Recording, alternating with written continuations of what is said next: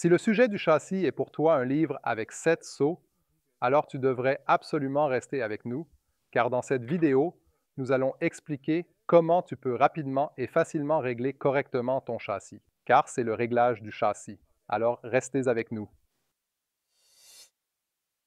Et donc, un bonjour chaleureux, chers et chers bikers, dans cette vidéo tutoriel technique où nous allons aujourd'hui voir comment procéder pour ajuster correctement la suspension d'un e-bike.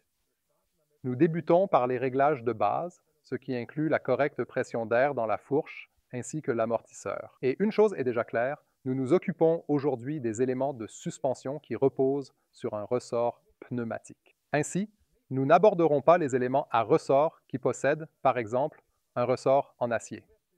Pour être en mesure de régler la pression d'air de la fourche, je dois d'abord avoir accès à la valve à air. La valve d'air est située sur le côté gauche de la fourche, donc en regardant dans le sens de la marche, tube de fourche gauche.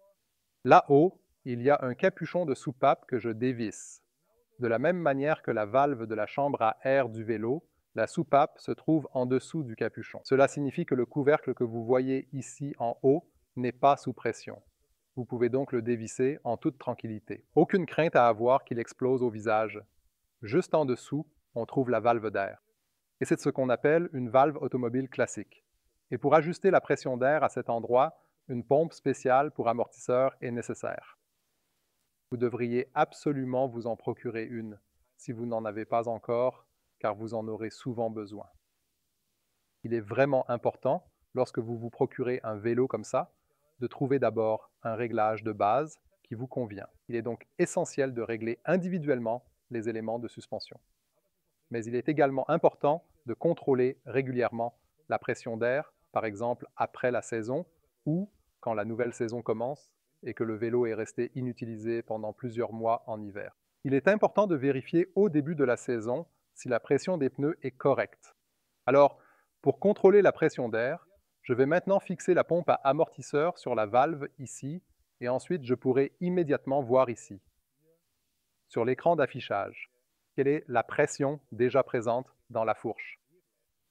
Alors maintenant, la grande question est bien sûr, de quelle pression d'air ai-je concrètement besoin?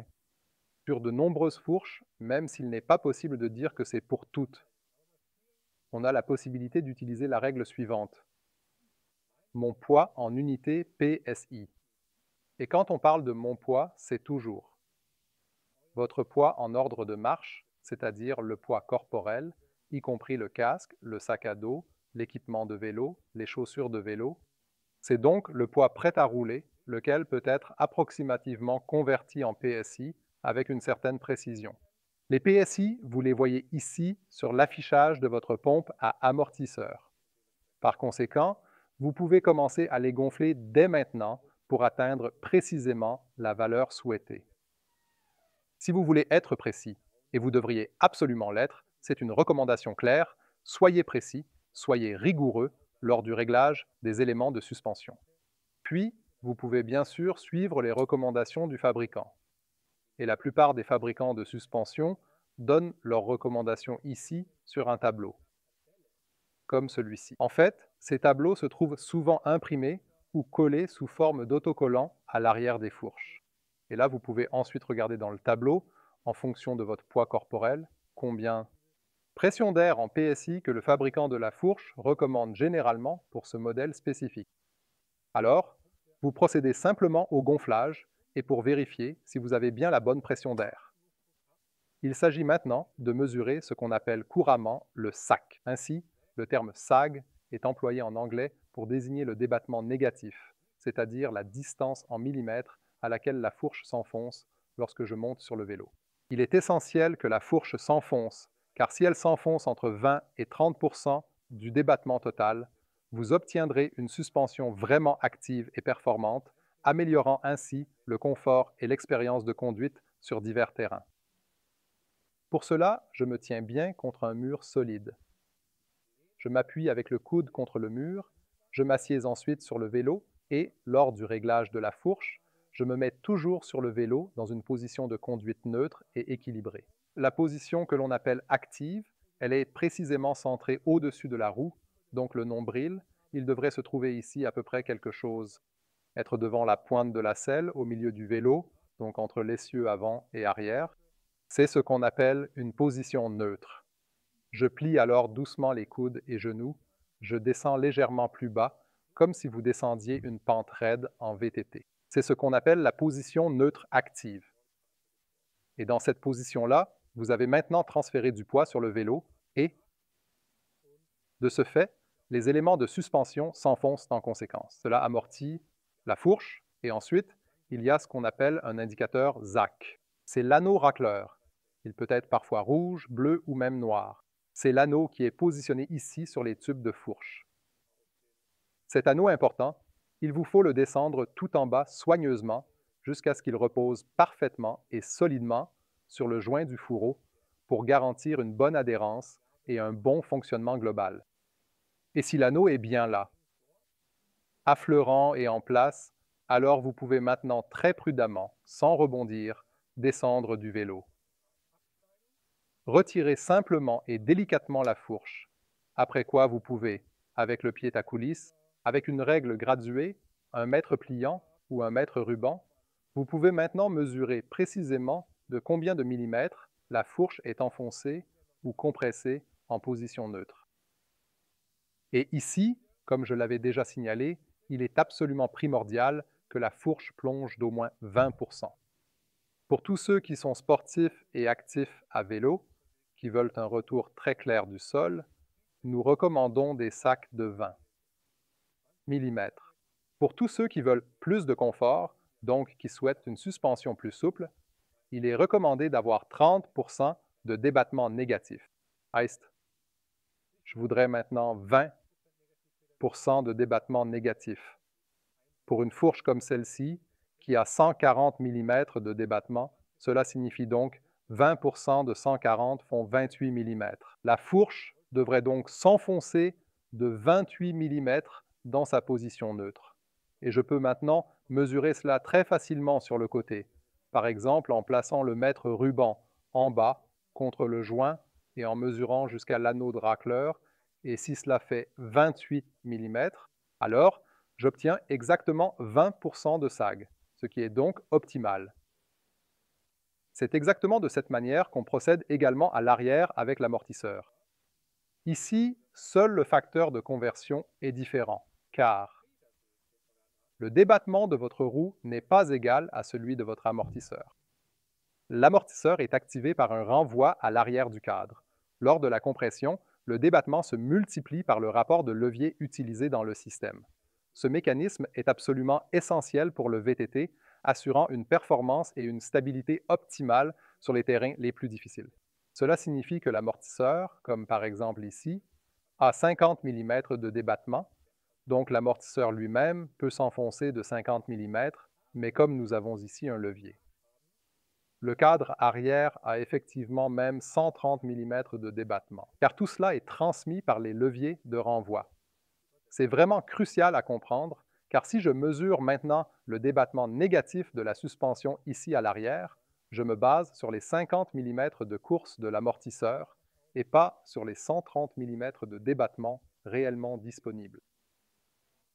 C'est particulièrement simple lorsque, par exemple, on a installé un amortisseur de RockShox, donc du fabricant de suspension RockShox, car RockShox fait ici un geste très pratique. Ils impriment une échelle sur la tige de l'amortisseur et là, je peux le lire facilement. Je n'ai pas besoin de le mesurer moi-même ni de calculer. L'échelle m'indique donc précisément où se positionne mon jonc racleur. Et je peux déjà voir ici les étapes en pourcentage de 20, 25, 30 jusqu'à 40%, là où cela se situe exactement. Mon débattement de suspension est réglé et combien de négatifs j'ai lorsque je n'ai pas de repère sur l'amortisseur. Dans ce cas, je dois employer la méthode habituelle utilisée pour la fourche, ce qui signifie que je dois mesurer manuellement, et pour ça, je remonte sur le vélo.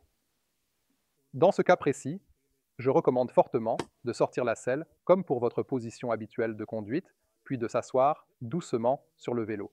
Surtout, il est crucial de ne pas maintenir les freins serrés, donc de garder les freins ouverts, se reposer à nouveau avec le coude contre le mur, rebondir un peu pour activer le train d'atterrissage, puis se calmer, puis se pencher, tirer l'anneau de raclage vers le haut, de manière à ce qu'il s'aligne ici sur le boîtier de l'amortisseur. Et c'est le moment où nous atteignons le point central et essentiel. Maintenant, vous devez descendre du vélo sans rebondir. C'est pourquoi il est toujours utile d'avoir une deuxième personne à portée de main. Elle peut en effet simplement saisir sous la selle ou le tube supérieur et soulever le tout. Si vous n'avez pas ça, il est conseillé, par exemple, de le faire sur le bord d'une table ou sur le rebord d'une fenêtre où vous pouvez vous appuyer avec une main pour vous lever. De sorte que, lorsque l'on balance la jambe en descendant du vélo, on n'amortisse pas de nouveau avec son propre poids corporel. Exactement. Et une fois que vous l'avez fait, mesurez à nouveau avec l'instrument de mesure pour déterminer de combien de millimètres l'amortisseur s'est enfoncé en position neutre. Et si vous avez par exemple ajusté à l'avant 20% de débattement négatif, alors je recommande vivement à l'arrière ajouter un peu plus de débattement négatif, c'est-à-dire régler l'amortisseur un peu plus souple que la fourche. Donc, si à l'avant vous aviez un affaissement de 120%, alors à l'arrière, cela devrait être 25, peut-être même 30%. Oui, et avec cela, vous aurez déjà réglé votre suspension en ce qui concerne la pression de l'air. Voilà pour le réglage de base des éléments de suspension en ce qui concerne la dureté du ressort. Passons maintenant à la compression et à la détente, et sur l'amortissement. Chaque unité de suspension repose sur un ressort, ici un ressort à air, et un amortisseur. Sur la fourche, l'amortisseur est toujours installé à droite, le ressort pneumatique à gauche. Et l'unité d'amortissement du côté droit est décomposée en deux éléments, à savoir l'amortissement de la compression, qui régule la vitesse de compression, et l'amortissement en détente, qui régule la vitesse du ressort. Et maintenant, nous avons affaire à la vitesse. C'est pourquoi vous connaissez peut-être les éléments de suspension RockShox avec les deux symboles, désolé, pas un hérisson, mais une tortue et un lièvre. Le lièvre est rapide, la tortue est lente, et cela symbolise que lorsqu'on règle vers le lièvre, la fourche ou l'élément de suspension travaille plus rapidement, alors que si l'on règle vers la tortue, il fonctionne un peu plus lentement. Plus lentement, et il s'agit d'aller aussi vite que possible, aussi lentement que nécessaire, et c'est exactement ce que nous allons régler maintenant. Le bleu est toujours pour la compression, et le rouge est toujours pour la détente. Nous commençons toujours par la détente, car c'est le plus important. Nous ouvrons d'abord complètement la compression et réglons ensuite la détente en partant de l'état fermé, clic par clic, en l'ouvrant, clic par clic, jusqu'à ce que la fourche rebondisse vraiment rapidement mais sans sortir de sa position. Elle ne doit en aucun cas rebondir comme un bâton pogo, de telle sorte que la vitesse de détente fasse sauter la roue d'avant en arrière sur le sol de manière incontrôlée. Mais elle doit rebondir rapidement et rester stable pour que la roue ne quitte pas le sol lors de la détente. Cela garantit une conduite sûre et stable.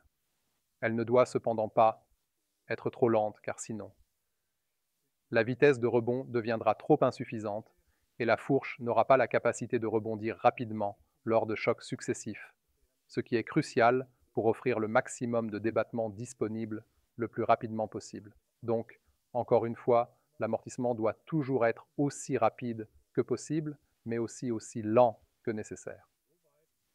Cela concerne le réglage des éléments de suspension, la pression d'air, et si vous avez encore des questions à ce sujet, alors n'hésitez pas à laisser vos questions dans les commentaires.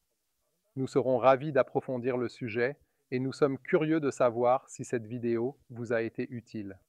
Vos retours sont attendus avec impatience. À bientôt, votre maxi de Rebike. Si e-bike, alors Rebike.